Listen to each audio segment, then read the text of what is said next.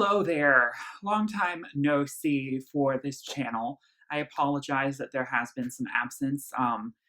Just found it hard to be motivated to film videos right now, and I don't know why, but I also just really wanted to sort of focus on other avenues, focus on my visual art more so right now. But I am back, and I am going to be covering an album by an artist that I have finally sunk my teeth into. It's been like 25 years almost since she first came on the scene. I am talking about Miss Fiona Apple and her newest album, Fetch the Bolt Cutters, which just came out this past Friday. And it is her fifth studio album. So she's been around for quite some time, but she's only released 5 studio albums. So when I go through her discography, I won't have too much to cover. But yeah, it's definitely an interesting point for me in her music because just before we even knew an album was coming, though I think everyone had kind of speculated that an album was coming this year, just before she announced at the end of March that an album would be dropping this month, I had finally decided, you know what, I gotta just start getting into Fiona Apple because an album's probably coming and I don't want to be too behind the curve. So I started listening to Tidal, her debut record from '96. As of this video, I hate to say it, but the only Fiona Apple I have heard are her new record and half, not the full, but half of her debut album, Tidal. Things have just been getting in the way, and I still need to go through the second half of that album. I'm really mad at myself that I'm like taking so much time with this, but I don't know. It's like digesting it, sometimes it takes some time. And so Fiona, is an artist that I've been told about for quite some time. And I'll be honest with you, I've had a slight aversion to music that is a little bit more in the jazz spectrum. It's one of the reasons why Joni Mitchell, for example, is an artist I love, but I don't necessarily listen to Joni all the time because especially sort of her later career stuff is more jazz influenced, and I'm not a huge jazz music fan. It's just not a genre of music that I really find that appealing to me. And when I think I like tried listening to a Fiona Apple song years ago and I just couldn't get into it. But I feel like, with my musical horizons, they're just broadening to the point where it finally was at a scope that I could accept and really appreciate the artistry behind Fiona's music and not be just so caught up in the aesthetic of it, because that's extremely important with artists like Fiona. And for someone who loves Björk and is constantly defending Björk and constantly promoting her and other sort of wacky female artists who are non-mainstream, I feel like I need to give Fiona her dues. And so with this new album, I'm sinking my teeth fully. I listened to it and I was blown away. I was honestly not exactly expecting to love it just based off of my preconceived, notions of her genre of music. And I felt like it was probably going to be a situation where I'd listen to it and I'd be like, oh, I get that this is so good, but it's just not something I really want to listen to very much, or even at all. But it's like, well, I have to listen to it, and it feels a little bit like a chore. This album did not feel like that at all. From the first song, I knew I was in for a treat. I knew that this was something that I was going to actually enjoy, not just because critics told me it was good. This album is getting phenomenal critical acclaim. It's gotten a 100 on Metacritic and Pitchfork. Pitchfork hasn't given a perfect score in over a decade, so this is huge. And so I'm really happy to see an album like this triumph right now. Fiona has, been quite out of the spotlight. Her last album came out 8 years ago, The Idler Wheel, which has a much longer title that I cannot remember off the top of my head right now. And so I have not heard a note from The Idler Wheel. I also have not heard, like I said, anything from Extraordinary Machine in 2005, or I think the other song I had heard was from Wet in the Pond. So I might have heard one song from that, but I had no idea what I was getting myself into. But from what I've understood and people saying, Idler Wheel sort of stripped things back a little bit and kind of took things in a more percussive direction compared to Extraordinary Machine, which was, from my understanding, a little more polished. That's not to say that it was better or worse. It was just a little bit more, from what I gathered, it sounded like something I would be really into.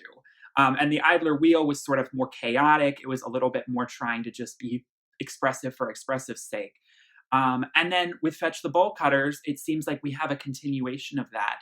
I can't really compare even further than that because, like I said, I haven't listened to those previous records. But it does sound like she's sort of continuing to burrow and dig deeper into sort of this primal form of music making that really doesn't give a fuck, who it's pleasing or who it's offending. She has an unbridled feminist energy that I think has always been there in her music, but it's like fully unapologetically there, more brazenly than ever on this record.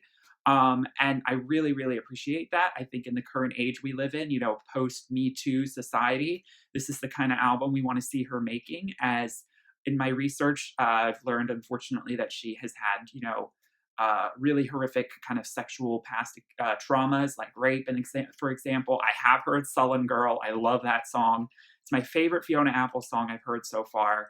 And so she is finally kind of peeling back more of those layers and telling us more a little bit about the sort of psychological damage that has been done, not just by that one man in particular, but by men in general.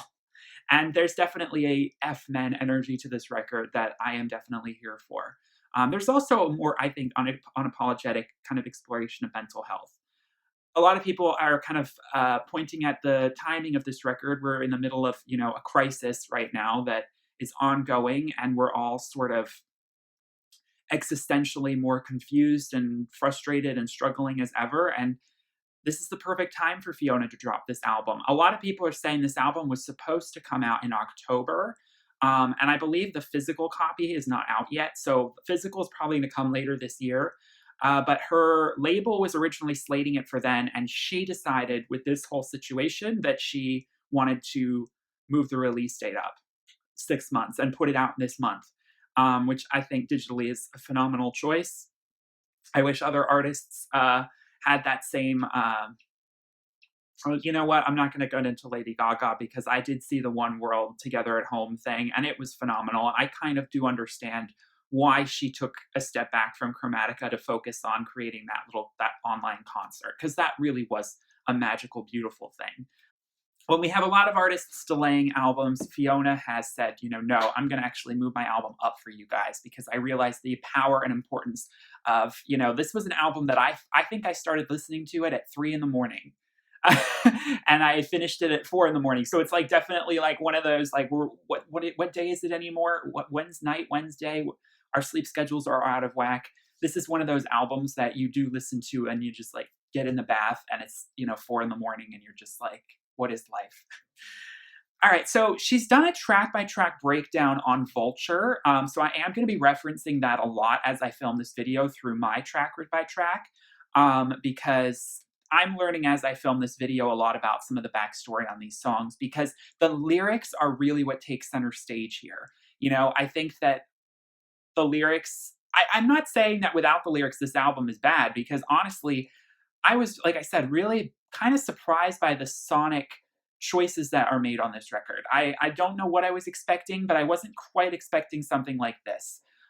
There's definitely, jazzy inflection to a lot of songs, particularly songs in the more middle section of this record, which I would say is probably the weaker part for me. I feel like the album starts and ends really, really strong. And then in the middle, it gets a little more tepid, but again, that's just my own personal taste. I don't think lyrically that this album drops below quality for any of the songs. I'm really kind of intrigued by the more sort of percussive approach. The live instruments are very focused. You can tell that this album has this sort of recorded at home feel to it, meaning like I feel like it was recorded in like someone's living room. Like it definitely feels a little one take in parts where you can tell that it's not a perfect recording, but that's the point. There were just a lot of interesting choices that were made basing her, very sort of gruff delivery with this very up tempo, because this album is pretty up tempo considering how dour it is in parts. This is a pretty up tempo record, and there's definitely a energy behind it that kind of juxtaposes the weightedness of the lyrics, and also in her voice, because you can tell that there's a lot of pain in her voice. That comes through very strongly and very affectingly. Starting off with track number 1, I Want You to Love Me. A little bit more straightforward in her lyrical delivery, but this song is probably one of the most on its sleeve, like hard on your sleeve kind of moments for this record. And I think it is the perfect to lead you in because it instantly grabbed me. There's this really flowing, at times cacophonous, but very, very artful piano construction around her vocals. And there's this like really interesting, broad expressions of love for someone or something. And then, that seems like it's a traditional love song. And then she interjects with lines like, and I know when I go, all my particles disband and disperse, and I'll be back in the pulse. And I know none of this will matter in the long run. And I know a sound is still a sound around no one. And while I'm in this body, I want somebody to love, and I want what I want, and I want you to love me. So she, takes it from that sort of nihilistic, nothing really matters. So, let's frame this context of what really true love is about, what the heart really wants. And let's kind of strip back all this pretense, all this like wishy washy, Hallmark movie romance stuff. And let's just like take things back to this primal force that's driving two people to want to be together, or driving two people apart, or driving the human emotion in general. Like it just really takes things back to a primal level. And I really, really, really felt that. And I loved how the record opened that way, because I felt like it made me realize that like right away, I was on Fiona's wavelength. I knew where she was coming from. She was starting cosmic and slowly bringing us down, deeper into the interpersonal kind of stuff she's dealing with. The outro part of this song is definitely not for everyone. It reminds me, with her vocal delivery, a little bit of like Snow White singing "Whistle While You Work," but like getting tickled and sort of like having a bit of an orgasm. So if you want to picture, the vocalist who does Snow White in Dwarfs having an orgasm, well, that's basically the sound you're going to get at the end of this song. It's definitely not for everyone, but I think it is brilliant because it just ties into the whole midlife romantic crisis that Fiona is expressing through this song. This song has been about tons of, it's been about a boy, and then it hasn't been about a boy. And, like all these people, like she's just sort of like trying to tie together her romantic inclinations because it can get complicated. One of the highlight songs for sure. Track number 2, Shamika. Can you imagine going to school with Fiona Apple in grade school and then all these years later having someone write a song about you? This is something that I feel like if I was an artist, I would be doing so much of, because I am so kind of fascinated by some of these people that I had, these very one-off experiences with in school that I would have never normally encountered. And of course, as she sings, I'm probably never going to see her again. And she talks about, I don't know if she's going to like this song. I don't know if she likes that I put her on the spot like this. But basically, she doesn't even know if she really fully exists anymore, because this was around 11 or so when she was, 11 years old. And she's remembering this big memory, this really big memory this one person had, where she's sitting in the cafeteria and she is feeling kind of isolated, and she wanted to sit with a bunch of girls, and they started laughing at her. And this girl, Shamika, comes up to her and says, "Why are you sitting with them? You have potential." And that, at the time didn't really come across as a compliment, because, an 11-year-old is not really going to understand the nuance of that phrase. But looking back as an adult, Fiona is sort of interpreting it as this like big memory that she has that at once was kind of not a good memory, but she's turning it into a moment where it was like, gosh, people were telling me like that was a sign that, I am going to be different from a lot of these girls. She describes all these other people that she probably experienced around and as a kid. Tony told me he described me as pissed off, funny, and warm. Sebastian said I'm a good man in a storm. Back then, I didn't know what potential meant, and Shamika wasn't gentle and she wasn't my friend. But she got through to me, and I'll never see her again.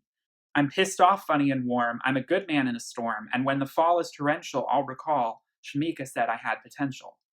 So, I mean, the centering around this simple phrase, it's a brilliant sort of way of recontextualizing memory, organizing it into, because that's all we can really do. I feel like memories are these distant dreamlike things that we do sometimes distort because of our own bias that we have with our frame of mind as an adult. We tend to kind of rewrite the past in our minds. I do this all the time. And so mythologize the past sometimes. We really do. I mean, I certainly do. And I think that, I just, again, it's one of those things where I really feel what Fiona's talking about. And I really sort of relate to it because I feel like there's been a situation like that similarly where someone's come up to me and said something kind of like unexpected that I will never forget, and I don't know why, but I just won't. And now looking back on it, I'm like, wow. Like if you took my consciousness now and compared it to then, that would have been like a really big moment. But at the time, you don't understand it. You don't understand things when you're younger because your consciousness hasn't expanded enough yet. So that's the whole song. I mean, she just riffs off of that. It's brilliant. It's simplistic. It's just percussion and there's just some light instrumentation, but the song just completely relies on her vocal delivery. And I think that there doesn't really need to be all these other bells and whistles, even though there are quite a lot of bells and whistles on these tracks, particularly the title track, Fetch the Bolt Cutters. Cara Delevingne, the British model of all people, actually features on this song. And I have no idea how those two people came in contact with each other. They seem like they would be in completely different spheres of life. Apparently, this song was inspired by a scene in this TV show on Netflix called The Fall with Gillian Anderson, when she says, "Fetch the bolt cutters" to a police officer in order to release a girl who is being tortured. So I mean, again, of course, Fiona is going to get like that inspiration from binge watching a Netflix TV show, right? Like there's just such a relatability that you think these things are so esoteric, but they're really kind of just like primal. They're really primal day to day. Free yourself from your own cage. And of course, this is the thesis statement of the whole record. I mean, you could argue that this is the thesis statement of Fiona Apple's entire career. You could argue that this is the thesis statement of a lot of people's careers as an artist. She contextualizes this around her early days having struggled with body image as a female. While I'd not yet found my bearings, those it girls hit the ground, comparing the way I was to the way she was, saying I'm not stylish enough and I cry too much. And I listened because I hadn't found my own voice yet. So all I could hear was the noise that people make when they don't know shit. But I didn't know that yet. I mean, yeah, that is growing up. That is being a teenager and growing into your early 20s. Thinking so in your head about what other people think of you and being so caught up in the comparison matrix where you're just constantly looking at certain other people and comparing where you are in every facet of your life compared to them, because there just do appear to be a lot of people who hit the ground running so quickly. And then there's all of us who feel like we're left behind. I used to say that I felt like I missed the social train, so to speak, back in school, and I'll never be able to fully catch up to it again, because I just didn't get on that first all aboard, so to speak. And because it's so hard to catch up when you've been telling yourself that you're behind for years. And you end up kind of imprisoning yourself through all of these ways of thinking. Every single act of comparison that you make towards someone else is a way of imprisoning the self. You will always feel caged in if you are constantly, especially negatively, comparing yourself to what other people are doing around you. Ultimately, I mean, not to sound like completely selfish, but those people, no one else really matters, when it comes to how you view yourself. At the same time, you don't want to prop your ego up too much, but, you need to understand that your self-esteem needs to breathe. You need to be able to understand that you are your own individual and your story does not pertain to their story. And if I know it seems, and that's why the media today is so screwed up, it makes us think that we need to make all of our stories sort of fit this nice, bought and sold trajectory that the media sold us, or maybe family or people around us, because there are a lot of people who are sheep and will just follow the herds. But that doesn't mean that you are or that you should. It's got to be, coming from within, what you choose to be about, what you feel instinctually is you. And so ultimately, that's what this song is. I think there's the most wacky sort of offbeat instrumentation on this song out of all of them. And Cara Delevingne kind of inflects her British accent a little bit as she sings the chorus, "Fetch the bolt cutters." And yeah, I think it's just interesting that she really wanted her to do that. I don't really, I think they just were friends. And she was like, hey, I really like your accent. Could you sing this line for me? Because Gillian Anderson says it in a British accent in this TV show. And I can't have someone in an American accent say, fetch the bolt cutters. Like, that's just not going to fly. Um, so, I mean, it's a simple song. I'll give it that. I'm not as madly in love with the melodic construction of it. It's very understated, but there's so much going on with the backing instrumentation that it still is so warm and inviting, and so much painting an image around you of, you can just see that living room. You can just see them tapping on the stove, or, banging against a wall. A dog is barking, like crazy in the background. All of these things just tie in the image of kind of feral self exploration that is taking place in Fiona Apple's living room. That's probably a magical place. Under the Table. This is more kind of like anecdotally wrapped around a specific experience she had where she was wining and dining in probably some fancy establishment with a lot of wasps. And you know what I mean by that. And she heard someone say a man something kind of problematic. And, she's like, you know what? I'm not letting this shit slide. But she knew she shouldn't call him out, but she also didn't really care. And so she starts calling him out, and he's just kicking her under the table. I can see this in my head. I think we all can. And kick me under the table all you want. I won't shut up. Everything is sort of framed around a very basic sort of sing-song melody that is very on rhythm, very on point, so that you do not mistake what she is saying. And I think that that's so brilliant about some of these songs. And it was kind of unexpected because it's a bit different from traditional jazz music, where I feel like the vocals are not always on rhythm. They're sort of off of it, or there's like all of this sort of instrumentation. There's not these spaces where there's the percussion and then silence, percussion is. So I wasn't expecting that to be so centered, and I felt like it was very meditative to listen to.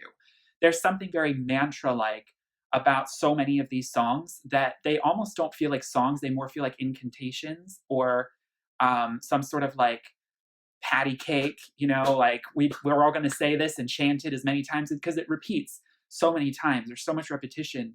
And you could almost forget about the verses in a way, because the verses don't melodically stand out. It's those really, really catchy choruses that feel like children's rhymes, that stand out so strongly in my mind. But the verses contextualize everything wonderfully. Another song I find very, very delightful in its sort of wit and humor, because it's definitely one of the more humorous songs. I'd like to buy you a pair of willow-soled hiking boots to help you with your climb, or rather to help the bodies that you step over along your route so they won't hurt like mine. The snarky, witty sarcasm is just dripping in this, and I love it because, I mean, you can tell the kind of man she's talking about. You just can see it. It definitely also has a bit of a marching feel. Another song that kind of has a similar thing for me is Relay. Evil is a relay sport when the one who's burned turns to pass the torch. That is, I want that, stitched onto my backpack. I want that like as a bumper sticker on my car. Like, that is an iconic lyric. And it shows that she really is a poet at the end of the day. Because it's simple, but yet really, really deep and complex. You got to think about it for a second. And there's so many layers to her lyrics that I find just like mind blowing. Apparently, she wrote that line when she was 15, and she always liked it. I could have easily seen it being her yearbook quote, like her senior yearbook. I could have easily seen that being Fiona Apple's yearbook quote. If you get burned by somebody, when the person who burns you doesn't acknowledge it, it turns into you not knowing what to do with it. Then you just put it on somebody else. That's basically summarizing how she explains it. And she contextualizes it around her assault when she was 12 years old, and how it sort of has passed on all this negativity that she hasn't known how to deal with properly. And she doesn't know, like, ultimately, does the buck stop with her? Or should she really forgive these people? When she saw the Kavanaugh hearings in 2018, she was much more sort of thinking about, all of the women who have been raped, and what role do they have in forgiving these men? Like, they need to be held accountable, but does the malicious sort of dark energy, dark psychic energy, as Marianne Williamson would call it, does that need to be transmuted away? Do we need to forgive and pray for these people?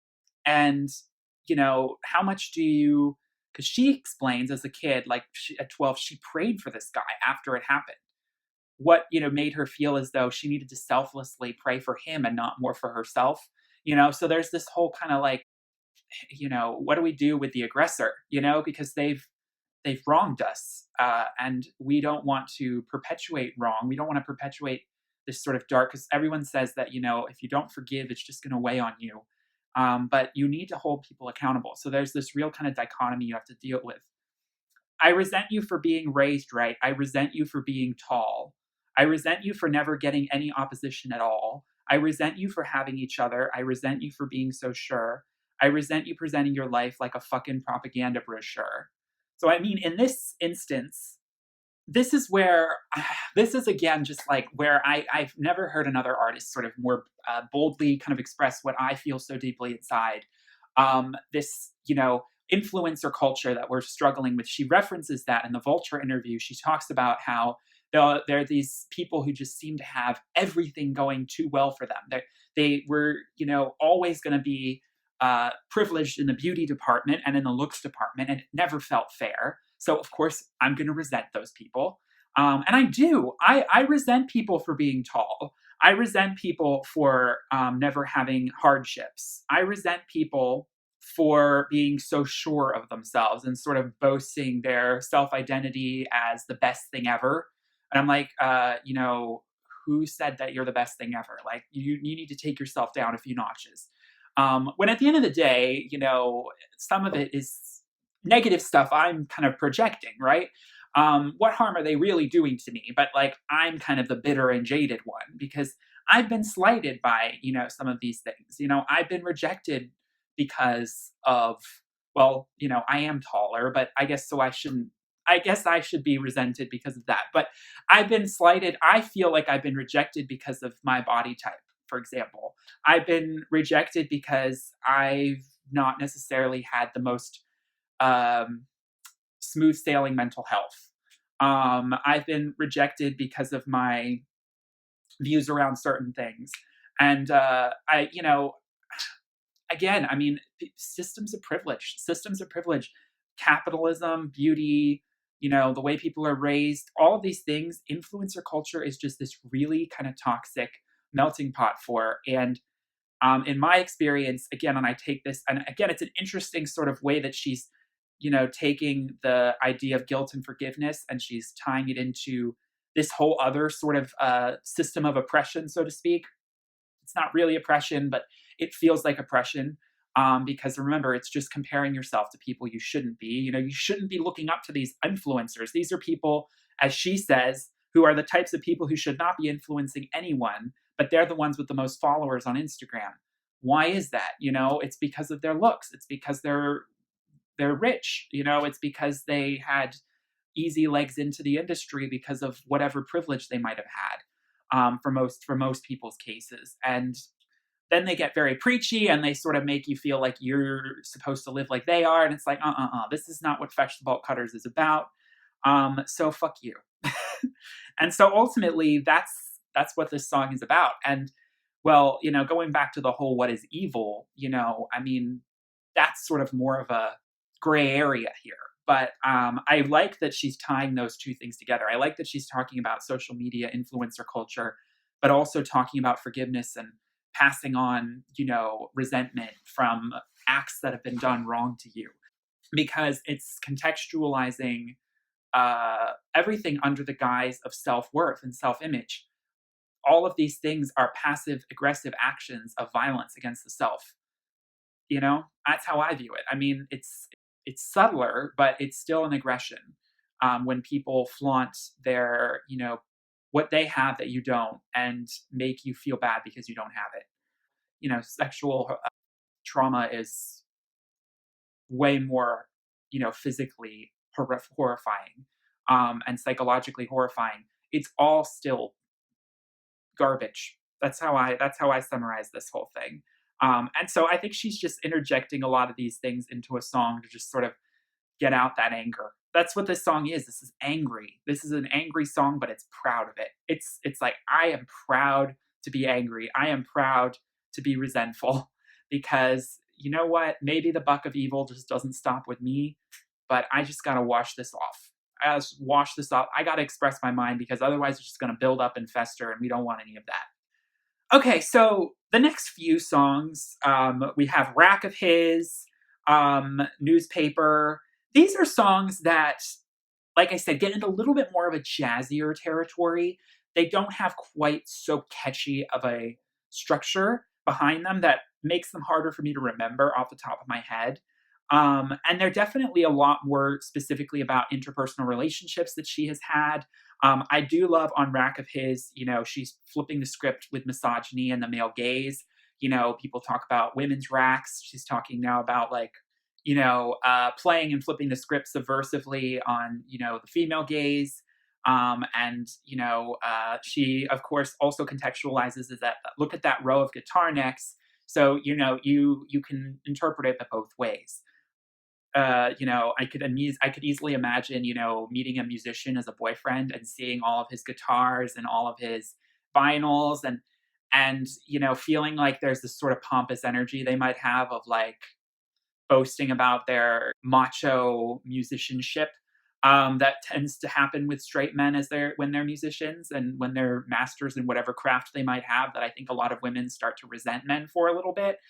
So she's trying to flip the script a little bit, and she's pointing at why don't I have the upper hand here? Why don't I treat you as a sexual object instead of you constantly treating me like one?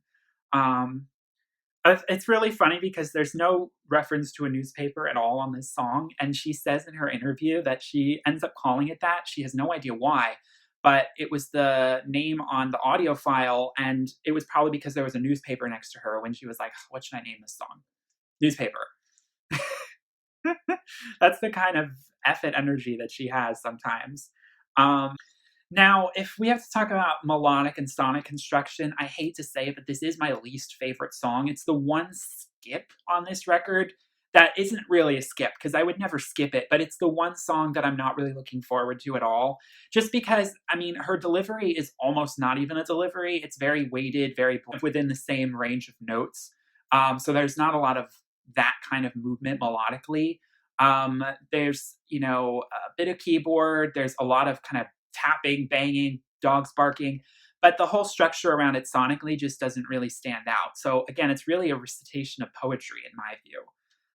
And she's singing about two people in particular, a girl and a guy, and the guy, she's sort of in a love triangle with this guy, and the guy has kissed her and this other woman. And she's kind of like, oh crap, do I tell my best friend, this girl, that he's playing both of us, and trying to reconcile how to keep that relationship from getting overheated. Because at the end of the day, she wants to keep the friendship with her, but she doesn't want to damage that in trying to get the truth out from him. I'm sure many of us can relate to this situation. Track number 8, Ladies. Apparently this was performed way back in 2013. Apparently her sister, Maud, sings vocals on this track with her in the chorus. I really do like the way she just finds all the different inflections to say ladies, ladies, ladies, ladies, ladies. Like it's a really interesting exercise in intonation and diction. Ladies are so nice. Cuter than a button, mutton head maniac. Oh my gosh. Crazy lyrics. I'm so fascinated.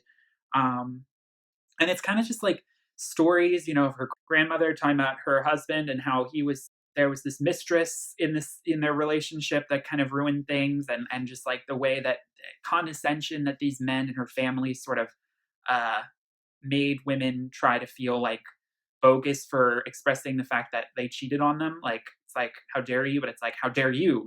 Like, I'm allowed to do what I want, but you can't do what you want to do. You can't be treated fairly. So a bit of a sort of like play on the women just look pretty and stay in their lane, basically, with the witty sarcasm dripping off the page. Okay, Heavy Balloon. This is where she gets really into talking about mental health. This is probably the witchiest track on this record. It feels the most brazen and unapologetic in a lot of ways because I really feel like there's just sort of this primal outcry. I spread like strawberries. I climb like peas and beans. I've been sucking it in so long that I'm bursting at the seams. In the middle of the day, it's like the sun, but the Saharan one. It's staring me down, forcing all forms of life inside of me to retreat underground. People like us get so heavy and so lost sometimes, so lost and so heavy that the bottom is the only place we can find. You get dragged down to the same spot enough times in a row, the bottom begins to feel like the only safe place that you know. Ain't that depression? Ain't that depression? I don't really have much else to say, but this is a brilliant track. Like I said, witchy. It feels like she's concocting some spell on us. And there's something about the "I climb like peas and beans" lyric that really captivates me because of the way she growls that at you. I mean, she really is leaning into this is what she means by she's like, I'm a singer, but I'm not really trying to sing to please people. I'm singing to express. And so in this song, she sounds like an 80-year-old witch throwing peas and beans into a cauldron and stirring it and casting, making a potion. But I love that energy. I love that energy. It's like primal earth energy. Cosmonauts. Cosmonauts is probably one of the more instrument focused songs on this record. I feel like it's like the one song on this album that doesn't quite sound like the other songs on it. Maybe it's because there's a lot more harmonizations and a lot more layers of her vocals. Usually her vocals are more kind of just her. Maybe there's a bit of backing vocal, but it's really just about for her one vocal and it's one take. But this song is multiple vocals interwoven together. It's a little bit more of a traditional pop structure as well. Gosh, I mean, apparently this song was written for a 2012 movie called This Is 40 by Judd Apatow. But she re-recorded it. And it talks about monogamy and how possible or impossible that could be in our current climate. Because you and I will be like a couple of cosmonauts, except with way more gravity than when we started off. I mean, that's so true. As you start flying high in the sky, like you're thinking like, oh, this is going to be easy forever, right? It's like, no, you get gradually over time more weighed down, more sort of magnetically drawn to straying, that it gets harder and harder to keep a relationship afloat. I think that with relationships, and like I see this with my own parents, there's a period after like 10 years that is like the hardest period for that relationship. Once you make it past 15 years, I feel like your relationship is probably solid for life, unless some crazy thing happens. It seems to me that like things actually might get easier again after they get harder, because you've reached that 15, 20-year milestone. But again, relationships can crumble at any point, even 40 years down the line. And yeah, this song is optimistic, but it's got that tongue in cheek to it where it's like, I know this shit doesn't really work. All right. For Her, this is another song about Supreme Court Justice Brett Kavanaugh, the Kavanaugh hearings, the sexual assault trial. This is a song for all of the women that came out during the Me Too movement, or any woman who has, experienced sexual assault. Very little instrumentation on this track, just like, some light percussion, and she's harmonizing with herself, kind of just rapidly moving through probably one of the wordier songs on this record. It's like an inner dialogue in her head, like talking about like all of the kind of weird mind games that men play on us to try and make us think that our sexual assault doesn't matter or that it's somehow our fault. And so she is, reconciling and dealing with all that. And there's definitely a frustration to this song that so palpable. The one line that really that stands out, and it's probably the hardest to listen to, is "You raped me in the same bed your daughter was born in." That, that's an uncomfortable lyric to listen to kind of, to realize what it means. And she sings "Good Morning" after that. So it's a really, really brutal, upfront, cast out the darkness into the light of the morning sun, because the seedy things that happen at night we tend to like cover up, and in the morning, and it's like, oh, hello, honey, how are you today? It's a good day. It's like, what has happened? What has really happened in this bed? We can't just cover it up with beautiful bed sheets and you know make this room look so picture perfect. And it's really uncomfortable to talk about, but like that's what she's going for with this song. And I mean, this is going to be really gutting to anyone who can relate to these lyrics. And this is a song for all of those women, like the title implies. Sonically, it is not a song that I favor, but again, it's hard for me to be, a judgment on that because it's like so more about the word she's singing than it's about the melody around it. Drum set. So her boyfriend at the time broke up with her, and I think he was a part of her band that she had put together to help record this record. But it's sort of representing how she didn't feel like things were fully resolved, but he decided to leave her. And why did you not want to try more? Like, there just wasn't enough closure on her end. Apparently, the band members took the drums away, and she thought it was because they were upset at her because of the breakup and how she was handling it. And so she interpreted it as like, well, all my friends hate me now. But she found out later her friend actually just needed to borrow it for a gig. And so, she realized that she was making much ado about nothing, but she's decided to keep the things she said on that phone conversation and turn that into a song. And so that's a lot of how she crafts these songs. It's like little bits of journals and little bits of things she remembers saying to someone. And it's like these scrap pieces from weird, random conversations. And they suddenly have so much meaning later when you recontextualize it. Great songwriters know how to do that well. And boy, she sure does. And there's definitely a much more, as it's a song called Drum Set, it's a very syncopated on rhythm song, carries through that very well.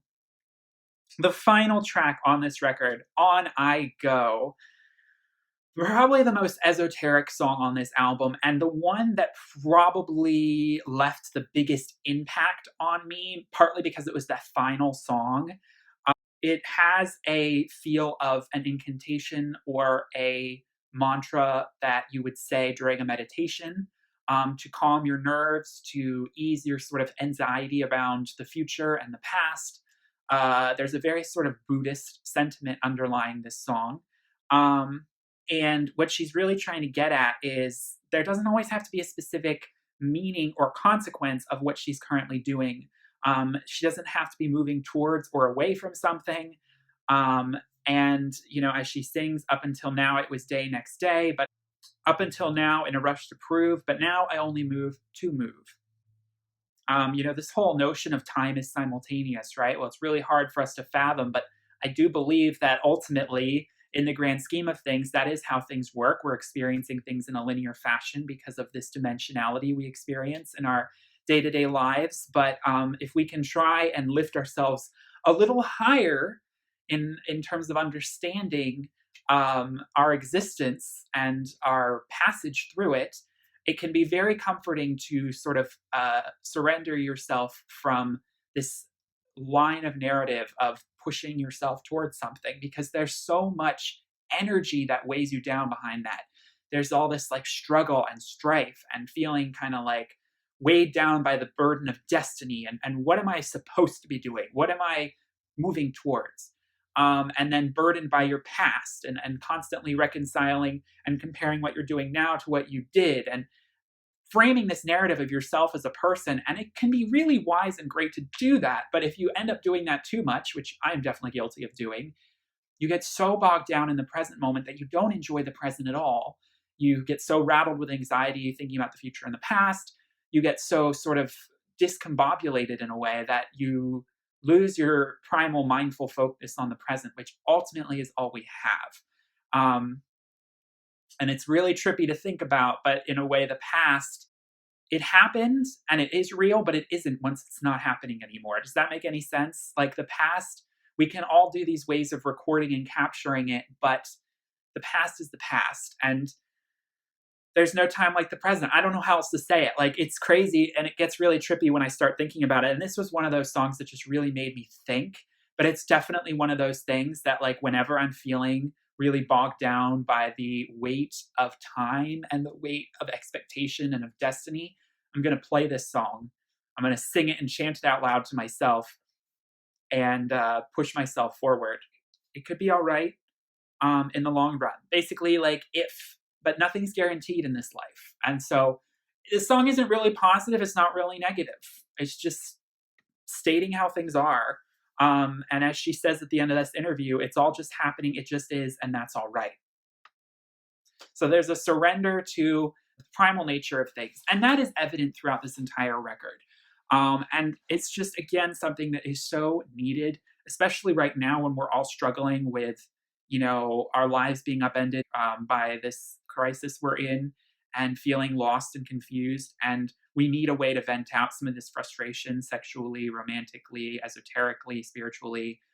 And this album is the key for that. So all in all, those 10 out of 10 scores, I totally agree with. Now, personally, like I said, are there a few songs that sonically don't stand out to me very much or stand out as a song I would normally listen to? Yeah, there's a couple of those songs. And I've mentioned that, you know, there's definitely songs I prefer. I would say my favorites, the album opener and closer, those two are probably my favorite songs. I Want You to Love Me and On I Go, but also Shamika, Heavy Balloon, Relay, and probably Under the Table.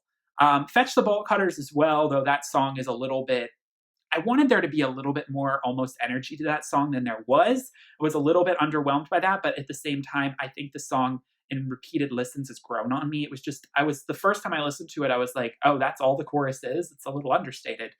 This is like a huge thesis statement, but I kind of get it now. So the album with repeated listens, certain things grow on me. And I have a feeling a lot of other songs are growing on me more too. And so ultimately, I mean, what else do I have to say? I really wanted to give this album justice by, you know, really diving into the lyrics. So I apologize, it's a slightly longer video, but I'm hoping that most people who watch my channel and are fans of Fiona know that I make these videos like this and they appreciate the deep dives. And I really appreciated learning as I filmed this about her insight into why these songs are the way they are. If anyone knows more in the comments, please elucidate and fill us in, because this is an album full of stories and full of meaning. Not that all albums aren't, but boy, this is just something that I'm really kind of excited to finally discover. And I'm glad I'm discovering at the same time as everyone else, because I feel so bad for sleeping on Fiona for so many years. And I still need to go through her past catalog. So my plan is I do want to talk about Tidal, her debut record on this channel for sure. So sometime in the near future, I will review that, especially if you guys want to see that, let me know. Her other records, I might not review all of them individually. What I might end up doing is a top 10 Fiona Apple songs video once I've heard them all. I don't know, maybe I'll review one other album. But we'll see. I can't really give any, but I will review Tidal. I will review Tidal sometime in the future. But beyond that, I can't really say. But yeah, it's going to be interesting listening to, again, her first album, because I haven't heard that in a little while. And that was 25 years ago almost now. And now this one, it's just going to be really interesting to hear the similarities and differences.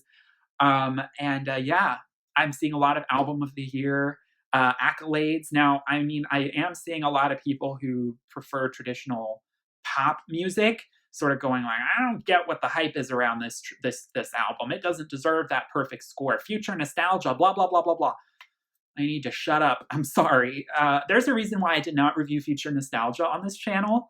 And there's a reason why I'm reviewing this. Now, don't get me wrong. I love Dua Lipa. I think Future Nostalgia has some great songs on it. It's not a bad album. I do not want to turn this into Dua Lipa shade. But this just not music I feel like there's as much to talk about with. It's just not that deep. I'm sorry. It's not. And it's very predictable. I'm very over traditional dance music. I mean, sometimes it can be really good and I'll enjoy listening to it, but it's just not something that really makes me want to sit down and film a video. So I'm sorry that I did not review that album, but I'm just not a huge Dua Lipa fan. She's great. I love that album. There are some great songs. What are my favorites? If you want to know, Love Again, love that song. But ultimately, I can't like that. So I'd much rather talk about artists like Fiona. So I really hope at the Grammys next year that this album gets not only nominated but potentially wins. I'm kind of, if this was a male artist, I think it would be a shoe-in, because a male artist who got this many perfect scores, he would definitely win the Grammys for Album of the Year. But a female artist, especially a female artist who was it the Grammys or the MTV Movie Awards in the 90s said, so what I want to say is, everybody out there that's watching, everybody that's watching this world is bullshit. And you shouldn't model your life. Wait a second. all this stuff on TV it's got amazing energy behind it. I love it. I love that she said all those things. But like kind of blacklisted her a little bit from mainstream media. So I'm not sure, the scammies might pay her dust, and I don't like saying that, but she's got to at least be nominated. But honestly, it's so far, this is the best album we've gotten of 2020. And I'm sure that there might be personal albums I might like more, but that's just because of my own personal affinity for a certain artist.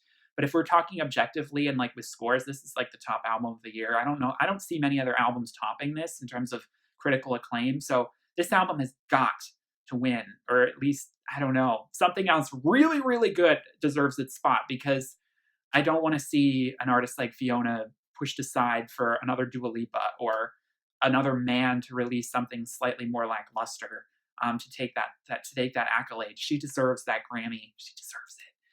So I have a feeling the patriarchal scammies will be at it again. But anyway, like I said, let me know in the comments, what are your favorite songs? What are your thoughts on this video? Please give this video a like if you enjoyed, and subscribe if you are new. Like I said, there'll be more Fiona Apple content sometime in the future. Can't guarantee when, but I am going to be back to doing music-related content, not Eurovision-related content. Finally kind of done with Eurovision here. So stay tuned for that. And like I said, I hope you enjoyed this. I hope you all stay safe, stay healthy, stay home. And at least we've got great artists releasing music like this right now, not worrying about the sales, not worrying about the commercial appeal, just putting it out there. Yeah, it's brilliant. So thank you all so much for watching. Have a wonderful day. Peace, love, and light. Fetch the bolt cutters. Break yourself out. Bye.